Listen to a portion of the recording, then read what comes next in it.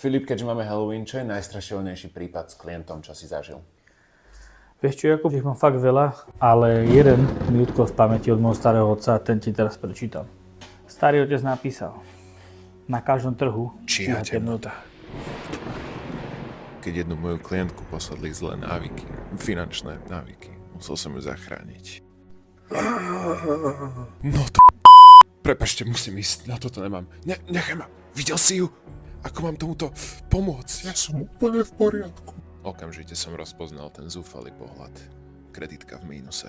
Stres z nezmyselných nákupov. Vedel som jedno. Ide o tvrdý oriešok.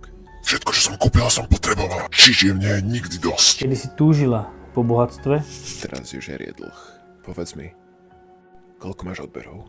YouTube Premium, Netflix, HBO, Disney+, Apple+, Paramount, Hulu, Vojo, Peacock a Spotify. Tieto nezmyselné výdavky musia byť vyhnané. A čo mám potom rovno zomrieť od nudy, alebo čo? A koľko má nasporené?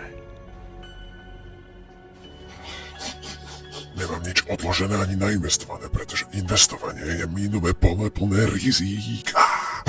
V tomto prípade som vedel, že ide o takmer stratený prípad, ale ja sa len tak nevstávam. Priznajme si na rovinu. Máš gramotnosť telaťa, ale viem ti pomôcť. Ja tvoju pomoc, Val, vôbec nepotrebujem. Mne je takto dobré. Najprv ti musíme spraviť rozpočet. A potom začneme veľmi pomaly postupne pracovať na budovaní tvojej rezervy. Aby si mala nejaké peniaze aj v budúcnosti.